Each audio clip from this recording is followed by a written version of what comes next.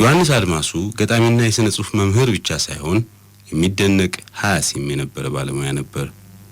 ከ1927 እስከ 1961 ዓመተ ምህረት የነበረውን የኢትዮጵያ የልብ ወለድ ሥነ ጽሑፍ አካሄድ እንዴት እንደተመለከተው እናድምጥ።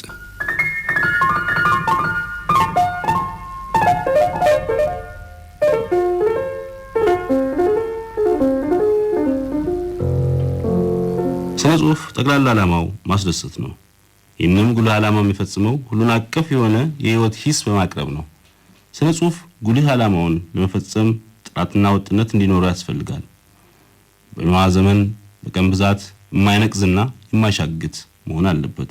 አለዚያ አጉል ጉህና ወይም ብስና እንጂ ሥነ ጽሑፍ ሊሆን አይችልም። ሥነ ጽሑፍን ሥነ ጽሑፍ የሚያደርገው የደራሲው የኪነት ኃይሉ፣ የማስተዋልና የማንጠር ስጦታው ያስተዋለውንና ያነጠረውን ከሰው ልጅ እውነታ ጋር በቋንቋ ኃይል አገናዝቦና አዋህዶ እነሆኝ ብሎ የሚያቀርብበት ልዩ ችሎታው ነው። ግልብ ደራሲ ግልብ ተመልካች ነው። ጽሑፉም በዚያው ልክ ግልብ የችርቻሮ ጽሑፍ ይሆናል። በጠቅላላው በእነዚያ በ27 ዓመታት ውስጥ አማርኛ ያፈራው ሥነ ጽሑፍ ብዛት እንጂ ጥራት የለውም። ከጥልቀት ይልቅ ግልብነት፣ ከውበት ይልቅ አስቀያሚነት፣ አስቀያሚነት ውበት ነው ወይንም ውበት አለው ካልተባለ በቀር ከሥነ ጽሑፋዊ እውነት ይልቅ ያንቀጸ ብፁዓን ምኞት ይገኝበታል። ሥነ ጽሑፉ የህይወት ሂስ በመሆን ፈንታ የወሸነኔ ስሜት መግለጫ ሆኗል። እስካሁን ድረስ አካሄዱ አጉል ነው፣ የጎድን ነው፣ አቅጣጫም ያለው አይመስል። የወደፊት አካሄዱ መተንበይ አይቻልም። እስካሁን ድረስ ተመልክተን የተገነዘብነው አካሄዱ ለወደፊት አካሄዱ አብነት ለመሆን የሚችል አይደለም።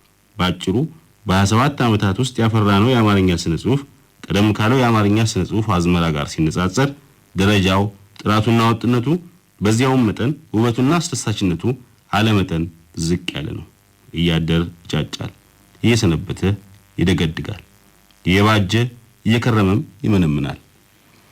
ስለዚህ አሳዛኝ ከቶም ድቀታዊ ሁነት ምክንያት ከሆኑት አብዛኛዎቹ ነገሮች ሶስቱን ጠቅሼ ከመዘርዘር ያስቀድሞ ጥራት፣ ወጥነት፣ ጥልቀትና ውበት ያላቸው ሁለት መጻሕፍት መጥቀስ ፈልጋለሁ። ሁለቱ መጻሕፍት እንደወጣች ቀረችና ፍቅር እስከ መቃብር ናቸው። ከነዚህ ከሁለቱ ደረጃ ባይደርሱም ሌሎች መጻሕፍትም በመጠኑ አሉ። እነዚህ ሁለት መጻሕፍት የኪነት ውጤት ናቸው። ጥልቀታቸውም ውበታቸውም ሌላውም መልካም የምንለው ጥራታቸውም ከዚሁ ከኪነት መንፈሳቸው ይሰርጻል። በቴክኒክ ማለት ቅርጽ በኩል ከሞላ ጎደል ሙሉ ናቸው። በትልም በባህሪያት አቀራረጽ፣ በአተራረክ፣ በቋንቋ ወዘተ እነዚህ ሁለት የልብ ወለድ መጻሕፍት በመጀመሪያዎቹ አንቀጾች የሰነዘሯቸውን ሐሳቦች በሙሉም ባይሆን በከፊል አቀናብረው ይዘዋል። ሁለቱም ሁለት ልዩ እውነታ ያቀርባሉ። በአንድ ነገር ይተባበራሉ፣ ይገናኛሉ። ሁለቱም ያቀረቡልን የህይወት ሂስ ነው። ሁለቱም በየገጾቻቸው በሚገኙት ቃላት ኃይል እንድናደምጥ፣ እንዲሰማን፣ በተለይም እንድናይ ለማድረግ ሞክረዋል። ይህ ሙከራቸው በሙሉም ባይሆን በከፊል ስለተቃናላቸው የምንፈልገውን ነገር እንድናገኝ አድርገዋል። በዚህም እኛ አንባቢያኑ ሐሴት እናደርጋለን። በጠቅላላው ከ33 ዓመተ ምህረት ወዲህ ጥሩ የምንላቸው የአማርኛ መጻሕፍት ጥቂት ናቸው። ከ199ኙ ብላሽ ናቸው። ለምን? ደራሲያኑ በደፈናው ወይንም በጠቅላላው ስለ ልዩ ልዩ የኪነት ጽሑፍ ቴክኒክ ያቁም ቢያቁም አይጨነቁም። ጽሑፋቸውን የቴክኒክ ግብዝነት አለልክ ያጠቀዋል። የጽሑፍ ቴክኒክ ለኪነት ጽሑፍ አብይ ከሆኑት ነገሮች አንዱና አይነተኛው ነው። የሀገራችን የኖረ የቆየ የጽሑፍ ቴክኒክ አለ። የውጭ ሀገርም የጽሑፍ ቴክኒክ አለ። ደራሲያኑ የውጭውንም ሆነ የሀገራችን የጽሑፍ ቴክኒክ አብስለውና ጠንቀው አያውቁትም። በሀገራችን ለምሳሌ ያህል የታወቀ የተለመደ ከሙያ የዋለ የገድል አጻጻፍ ቴክኒክ አለ። ገድል የአንድ ሰማዕት ወይም የአንድ ጻድቅ የህይወት ታሪክ ነው።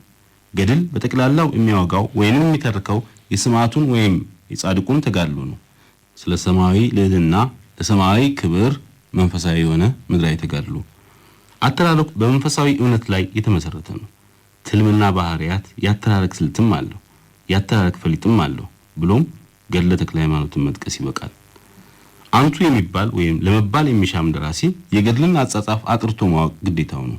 ብዙ ነገር ይማራል፣ አያሌ ጥበብ ይቀስማል፣ በቴክኒክም ይበለጽጋል። የቅኔ ቴክኒክ አለ።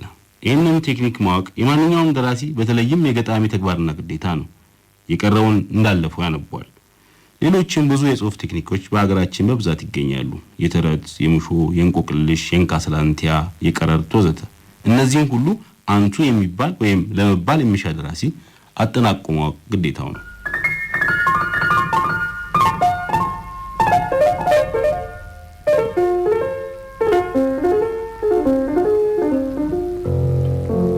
ከውጭው ዓለም የተገኙ የጽሁፍ ቴክኒኮች አሉ። የተውኔት፣ የረጅም ልቦለድ፣ የአጭር ልቦለድ ወዘተ። ደራሲያናችንም የውጭውን የጽሁፍ ቴክኒክ አጥርተው ያውቁትም። ባጭሩ የሚጽፉት አገኛጣቸውን ነው። የሚጽፉት በንዝህላልነት፣ ብዙ ጊዜ በግዴለሽነት፣ በማናለብኝነት መንፈስ ነው። ለዚህ ምስክር የሚሆኑ ብዙ መጻሕፍት አሉ። የዘመናችን ደራሲያን በጽሁፍ ቴክኒክ በኩል ከሀገራቸውም አልሆኑ ከውጭውም አልሆኑ የሀገራችንና የውጭውን አዳቅለው መጢቃ ቴክኒክ አላቀረቡልንም። ወይንም ከሁለት አንዱን ብቻ ተከትለው ወጥ ጽሁፍ አላበረከቱም። እስካሁን ድረስ ቴክኒካቸው ውጥንቅጥ፣ የልብ ትኩሳት፣ የልብ ቃር የሚሆን አጉል ቅይጥ ነው። ከስርዓት ይልቅ ምስቅል የሰፈነበት ነው።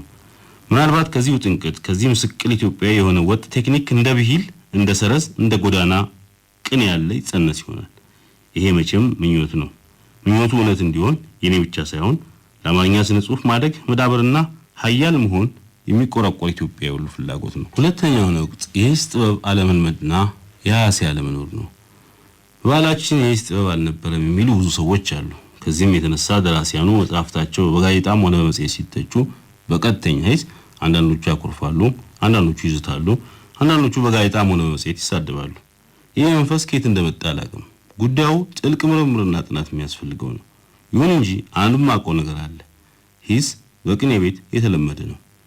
የቅኔው ተማሪ ከቅኔው ትምህርት ሌላ በጥበቡ የሚጎለምሰው የኪነት ተውቦውን የሚያተባው የሚያራቅቀውና የሚያደራጀው በሂስ ጥበብ ነው። የተማሪውን ቅኔ የቀለም ጓደኞቹ መምህሩ ይተቻሉ፣ እሱም እንደዚሁ ያደርጋል። ተማሪዎቹ የመምህራናቸውን ቅኔ ይተቻሉ፣ አንዳንዴም ብትንትኑን ያወጡታል። ኩርፊያና ስድብ፣ ዛቻና ቅያሜ የለም። ይሄ መልካም ጥበብ እያለ ደራሲያናችን ለምን በሂስ በደንበኛ ሂስ ይቆጣሉ? ሂስ ለስነ ጽሁፍ ህይወት መጠበቂያ አይነተኛና ፍቱን መድኃኒት ነው። ሂስ ጉድለትንም ጥራትንም መግለጫ ጥበብ ነው፣ ማስተማሪያም ነው። እንደ ስድብ እንደ ነውር መቆጠር የለበትም። በሂስ መስተዋትነት ሰሃውን የማይከላ ስነ ጽሁፍም ሆነ ደራሲ ከበዝና አንድ ነው። ተገቢ ቦታውም ቤተ መዘክር ነው። ሶስተኛው ወቅት ያለፉት የ27 ዓመታት የአማርኛ ስነ ጽሁፍ ሶስተኛ ጉድለቱ የቋንቋ ነው። በጠቅላላው የቋንቋ ውበት ጥራትና ተጠያቅ የተለየው በጸያፍ ሰዋሰው የተበከለ በቃላት እጥረት የተሞሸረ ነው። ይህን ጉድለት የፈጠሩ ደራሲያኑ ናቸው እንጂ ቋንቋው አይደለም። ቋንቋው ማለፊያ ባለሙያ ልባም ደራሲ ካገኘ ብዙ ሰንፍ የሚያስገባ አይመስለኝም። ለዚህ አብነት የሚሆኑት የከተሉት ቀደም ደራሲያን ናቸው። አፈወርቅ ገብረ ኢየሱስ፣ ዩፍታሔ ንጉሴ፣ ብላቴን ጊታሩ ወልደ ስላሴ፣ አለቃ ታዬ፣ አለቃ ኪዳነ ወልድ ክፍሌ ወዘተ። በመጽሐፍት በኩል ላይ የተጠቀሱት ደራሲያን ከጻፏቸው መጽሐፍት ሌላ መጽሐፈ መነኮሳትን፣ አርባዕቱ ወንጌል መመልከት ይበቃል። የአሁኑ ዘመን ደራሲያን አማርኛ ለምን ተበላሸ? በዚህስ የሚቀጥለው ለምንድን ነው? ሁለት ምክንያት መስጠት ይቻላል። አንደኛ ደራሲያኑ ትምህርት ቤት በነበሩበት ጊዜ ጥሩ አማርኛ እንዲማሩ አልተደረገም። ሁለተኛ ደራሲያኑ የሚያነቡ አይመስልም። ጥሩ የሆኑ ተነበው በቋንቋቸው ጥራት በዘይቤያቸው ውበት የሚሰዩ መጽሐፍት ጠፍተው አይደለም፣ አሉ። ከፍ ብዬ ጠቀስኳቸው መጽሐፍት ጥቂቱ ናቸው። እነዚህን የመሳሰሉ በብዛት አሉ። ፈልጎ ማንበብ ብቻ ነው የሚያስፈልገው። መጽሐፍቱን የጠቀስኳቸው ስለ ይዞታቸው ሳይሆን ይዞታቸውን የማይፈቅዱ ይኖር ይሆናል። በጠቅላላው ስለ ቋንቋቸው ጥሩነት ነው። ስለ ምናባቸው ኢማጂኔሽን ስፋት ነው። ስለ ዘይቤያቸው አስገራሚነትና ውበት ነው። ዛሬ ያሉንም ሆኑ ወደፊት የሚነሱት ደራሲያን እነዚህን የመሳሰሉትን መጽሐፍት በየጊዜው ቢያነቡ ቋንቋቸው ይዳብራል፣ አስተሳሰባቸው ይተባል፣ ሐሳባቸውን ጃ ሳይላቸው እንደ ልባቸው መግለጽ ይችላሉ። የማይሰለች ለዛና ወዝ ውበትና ጥራት ያለው ዞል የጽሁፍ መጽሐፍ ይችላሉ። የጽሁፌ ኃይል ቃል በድርሞ መልክ የሚከተለው ነው። ባለፉት 27 ዓመታት ውስጥ ያፈራነው የአማርኛ ስነ ጽሁፍ በጠቅላላው ጥራቱና ወጥነቱ አለመጠን ዝቅ ያለ ነው። ይህም የሆነበት ምክንያት ሀ በቴክኒክ ጉድለት፣ ለ በሂስና በሐሲጦት፣ ሐመሩሃ በደራሲያን አማርኛ መበላሸት። ከነዚህ ምክንያቶቹ ለሁለቱ ለሃና ለሐመሩሃ ኃላፊዎቹ በከፊል ደራሲያኑ ናቸው። አያነቡም፣ የማወቅና የማጥናት ጉጉት የላቸውም። ለሁለተኛው ምክንያት ለኃላፊነታቸው እርቱ ነው። ሂስ አለመቀበላቸው ወይንም በሂስ መበረከካቸው። የአማርኛ ስነ ጽሑፍ የተሻለ ደረጃ እንዲይዝ ለኢትዮጵያ ብቻ ሳይሆን ተጽዕኖ ለመላው ዓለም እንዲተርፍ ከተፈለገ ደራሲያናችን ዛሬ ያሉትም ሆኑ ወደፊት የሚነሱት ታላቅ ተጋድሎ ማድረግ አለባቸው። የተጋድሎ ጎዳና ረጅም ሆኖ ጎድጓዳ የበዛበት ቅርቅፍት ነው። ተስፋ መቁረጥ ግን አያስፈልግም። እንደ ጥንታውያኑ ለሀገራቸው ነጻነት ሕይወታቸውን በየጎራው በየሜዳው በየአረሁ እንደሰዉት ኢትዮጵያውያን አባቶቻችን በአጭር ታጥቆ የስነ ጽሑፍ ዘገር ነቅንቆ የስነ ጽሑፍ ጋሻ መክቶ ለስነ ጽሑፍ መጋደል እያንዳንዱ ደራሲ ፈንታ ነው። ኢትዮጵያውያን ደራሲያን በዓለም የስነ ጽሑፍ ሸንጎ ላይ ተሰልፈው የሚወዳደሩበትን ዕለት በናፍቆት እጠባበቃለሁ። ዮሐንስ አድማሱ ግንቦት 13 ቀን 1961 ዓ.ም። ሳምንት በቸር እንገናኝ።